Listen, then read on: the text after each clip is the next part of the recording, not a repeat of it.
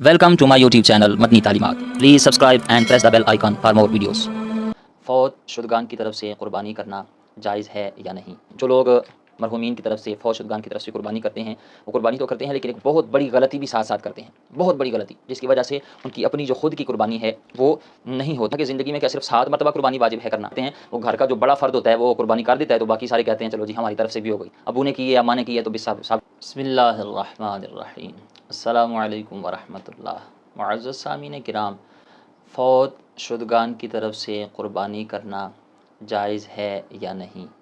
یعنی جو مرحومین ہیں ان کی طرف سے قربانی کرنا یہ جائز ہے یا نہیں؟ ان کو اس کا ثواب پہنچے گا یا نہیں؟ مثال کے طور پر کسی کے وہ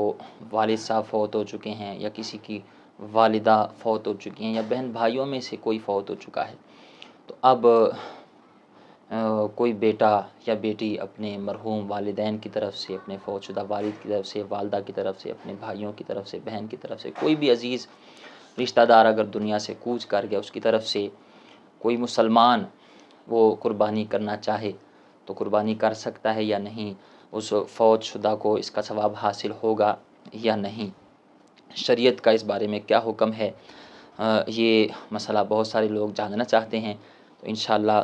میں ابھی آپ کو اس حوالے سے احادیث کی روشنی میں بالکل آسان کر کے یہ مسئلہ سمجھانے جا رہا ہوں۔ اور بہت سارے لوگ ایسے ہیں جو فوت شدگان کی طرف سے قربانی کرتے ہیں، چونکہ قربانی کے دن قریب آ رہے ہیں تو یہ مسئلہ بار بار پوچھا جاتا ہے کہ جی ہم اپنے فوت شدگان کی طرف سے قربانی کر سکتے ہیں یا نہیں، شریعت اس کی اجازت دیتی ہے یا نہیں؟ تو یاد رکھیں، جو لوگ مرحومین کی طرف سے فوت شدگان کی طرف سے قربانی کرتے ہیں وہ قربانی تو کرتے ہیں لیکن ایک بہت بڑی غلطی بھی ساتھ ساتھ کرتے ہیں، بہت بڑی غلطی، جس کی وجہ سے ان کی اپنی جو خود کی قربانی ہے وہ نہیں ہوتی، اور اکثر لوگ اس غلطی کے بارے میں نہیں جانتے، سالہ سال سے وہ قربانیاں کر رہے ہیں لیکن ان کی اپنی خود کی قربانی نہیں ہوتی اس ایک غلطی کی وجہ سے۔ تو میں انشاءاللہ وہ غلطی بھی ابھی آپ کو بتاؤں گا اور اس مسئلے کو احادیث کی روشنی میں بالکل آسان کر کے آپ کو سمجھانے کی کوشش کروں گا۔ آپ توجہ کے ساتھ، دھیان کے ساتھ اس بات کو سمجھنے کی اور سننے کی کوشش کیجیے گا۔ سب سے پہلے یہ جانیے، وہ جو غلطی لوگ کرتے ہیں وہ بھی انشاءاللہ میں آگے چل کے بتاؤں گا۔ سب سے پہلے یہ جان لیں کہ مرحومین کی طرف سے، فوت شدگان کی طرف سے قربانی کرنا یہ جائز ہے یا نہیں، ان کو ثواب پہنچتا ہے یا نہیں؟ تو اس حوالے سے یاد رکھیے، حدیث پاک ہے، ابو داؤد شریف میں موجود ہے سیاستہ میں، اور اس روایت کے راوی حضرت جابر بن عبداللہ رضی اللہ تعالیٰ عنہ فرماتے ہیں کہ میں نبی کریم علیہ الصلوۃ والسلام کے ساتھ عید الاضحیٰ میں شریک تھا، میں نے شرکت کی۔ جب آپ نے خطبہ مکمل فرما لیا تو ممبر سے اترے، پھر آپ کے پاس ایک مینڈا لایا گیا تو نبی کریم علیہ الصلوۃ والسلام نے اسے اپنے ہاتھ سے ذبح کیا اور فرمایا بسم اللہ اللہ اکبر، یہ قربانی میری طرف سے ہے اور میری امت کی طرف سے ہے جن لوگوں نے قربانی نہیں کی، یعنی حضور علیہ الصلوۃ والسلام نے اپنی امت کی طرف سے قربانی کی۔ اور اسی طرح حضرت عائشہ صدیقہ رضی اللہ تعالی عنہا آپ فرماتی ہیں کہ نبی مکرم شفیع معظم رحمت عالم صلی اللہ تعالی علیہ وسلم نے حکم دیا کہ ایک سینگوں والا مینڈا وہ لایا جائے۔ اب سینگوں والا مینڈا لایا گیا، حدیث شریف کا مفہوم بیان کر رہا ہوں، تو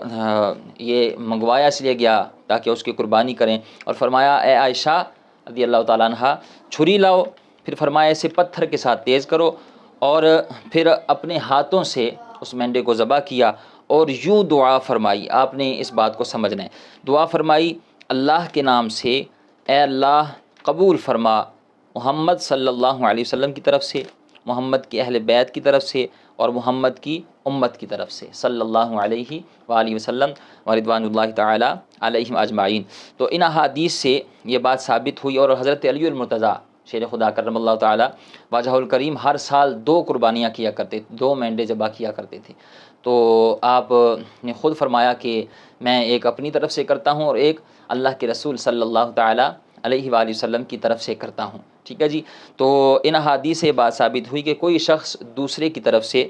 قربانی کر سکتا ہے، اس میں کوئی حرج نہیں، بلکہ یہ ایک نبی پاک علیہ الصلوۃ والسلام کے صحابہ کا بھی طریقہ ہے، حضور علیہ الصلوۃ والسلام کا بھی طریقہ ہے۔ حضور علیہ الصلوۃ والسلام نے امت کی طرف سے، اہل بیت کی طرف سے قربانیاں کی، اور صحابہ کرام نے، حضرت علی المرتضیٰ نے آقا کریم صلی اللہ تعالی وسلم کی طرف سے قربانی کی۔ اب اس کا ثواب جو ہے وہ مرحومین کو، وہ فوت شدگان کو پہنچتا ہے۔ اب جو غلطی لوگ کرتے ہیں، اور یہ بہت بڑی غلطی، اکثر لوگ یہ غلطی کرتے ہیں جس کی وجہ سے ان کی اپنی قربانی جو ہے وہ نہیں ہوتی۔ اب اس حوالے سے اب پہلے یہ بات سمجھ لیں کہ اگر مرحومین کی طرف سے قربانی کی تو اس کے گوشت کا کیا حکم ہوگا، پھر وہ غلطی میں آپ کو بتاتا ہوں۔ اگر آپ نے مرحومین کی طرف سے قربانی کی ہے تو اس کے گوشت کا کیا حکم ہے، تو اس حوالے سے یاد رکھیں، اگر فوت شدہ نے وصیت کی ہو کہ میرے مرنے کے بعد میری طرف سے قربانی کرنا، تو پھر اس قربانی کا جو گوشت ہے وہ سارے کا سارا وہ صدقہ کرنا ہوگا، اور غرباء میں، مساکین میں اس کو تقسیم کرنا ہوگا۔ اس میں سے خود آپ نہیں رکھ سکتے اگر وصیت کی ہے، ٹھیک ہے جی، اس میں سے آپ خود نہیں رکھ سکتے، پھر وہ سارے کا سارا آپ نے کل کا کل آپ نے صدقہ کرنا ہے۔ لیکن اگر وصیت نہیں کی، آپ اپنی طرف سے خوشی سے، اپنے والد کی طرف سے، والدہ کی طرف سے، یعنی انہوں نے وصیت نہیں کی، آپ خود ہی اپنی، آپ کو اللہ تعالیٰ نے اتنی استطاعت دی ہے تو آپ اپنے والدین کی طرف سے یا مرحومین کی طرف سے قربانی کر رہے ہیں اپنی خوشی سے، تو پھر ایسی جو قربانی ہے اس کے گوشت کا حکم یہ ہے کہ اس کے 3 حصے کیے جائیں۔ آپ خود بھی اس میں سے وہ رکھ سکتے ہیں، اور غرباء میں، مساکین میں بھی تقسیم کر سکتے ہیں، رشتہ داروں میں بھی بانٹ سکتے ہیں۔ اب جو غلطی ہے جس کی وجہ سے خود کی قربانی نہیں ہوتی، یہ سمجھنے سے پہلے یہ بات سمجھ لیں کہ قربانی کس پر واجب ہے۔ جب آپ یہ سمجھ لیں گے تو پھر آپ کے لیے اگلی بات سمجھنا آسان ہو جائے گا۔ قربانی کس پر واجب ہے، یاد رکھیں، قربانی ہر اس شخص پر واجب ہے جو مالک نصاب ہے۔ مالک نصاب کون ہے؟ جس کے پاس 7.5 تولے سونا ہو، یا پھر 52.5 تولے چاندی ہو، یا پھر 52.5 تولے چاندی جو ہے اس کی مالیت ہو، ٹھیک ہے جی، اور یا پھر جو ہے وہ حاجت اصلیہ سے ہٹ کر، یعنی حاجت اصلیہ جو گھر کا سامان ہے، خانہ داری کا، سواری ہے، اور اسی طرح گھر ہے رہنے کے لیے، تو یہ جو ضروریات زندگی میں جو چیزیں آتی ہیں اس کو جو ہے وہ حاجت اصلیہ کہتے ہیں۔ تو حاجت اصلیہ کے علاوہ جو مال ہو اس کو آپ جمع کریں اور دیکھیں، اگر وہ 52.5 تولے چاندی کی مالیت کے برابر اس کی رقم بنتی ہے تو پھر ایسا شخص جو ہے وہ مالک نصاب ہے۔ 52.5 تولے چاندی کی آج میں رقم دیکھ رہا تھا، آج 15 مئی ہے پاکستان میں، تو پاکستان میں جو اس کا ریٹ بنتا ہے وہ 1,82,700 روپے بنتا ہے۔ یہ اوپر نیچے ہوتا رہتا ہے، آپ جب بھی محسوس کریں کہ میں مالک نصاب ہوں یا نہیں تو آپ اس وقت، اس دن آپ دیکھ لیں، نیٹ پر سرچ کر لیں، دیکھیں کہ چاندی کی 52.5 تولے چاندی کی کیا رقم بنتی ہے۔ تو آج کی تاریخ میں 15 مئی 2025 کے دن 52.5 تولے چاندی کی رقم بنتی ہے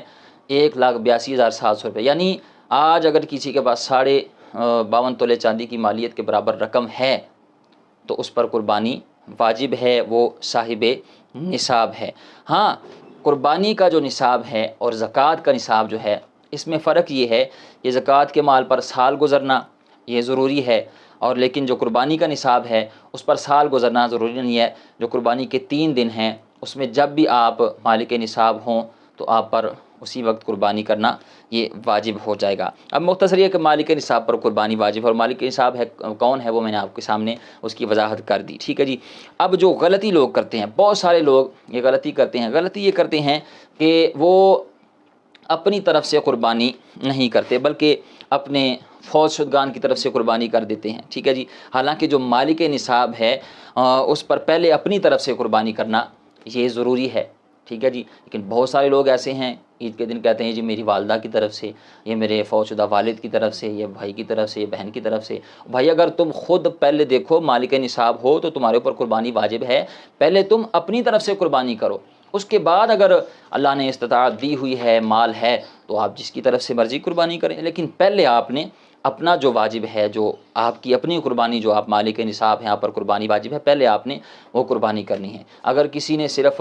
کسی اور کی طرف سے قربانی کر دی اور خود وہ مالک نصاب ہے، قربانی اس نے نہیں کی اپنی طرف سے، تو پھر ایسا شخص جو ہے وہ اس کی قربانی، جو خود کی اس کی قربانی ہے وہ ادا نہیں ہوگی، اور ایسا شخص وہ گناہ گار ہوگا۔ بہت سارے لوگ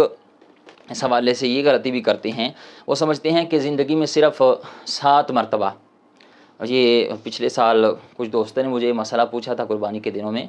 आप भी कुर्बानी के दिन करीब आ रहे हैं, अगर आपके ज़हन में कोई भी मसला हो तो इसी वीडियो का कमेंट बॉक्स में अपना मसला दर्ज कीजिएगा। इंशाअल्लाह मैं कोशिश करूँगा कि आइंदा आने वाली वीडियोज़ में आपके उस सवाल का जवाब दूँ। तो ये सवाल पूछा गया था कि ज़िंदगी में क्या सिर्फ 7 मरतबा कुर्बानी वाजिब है करना, उसके बाद आप जिसकी तरफ से मर्ज़ी कुर्बानी करें? हालांकि ऐसा बिल्कुल भी नहीं है, ये बिल्कुल सरासर एक गलतफ़हमी है और लाइल्मी है, जहालत है। याद रखें, जब तक आप ज़िंदा हैं, जितनी बार भी आपकी ज़िंदगी में कुर्बानी के अय्याम आएँ, ठीक है जी, तो आप अगर उन दिनों में मालिक निसाब हों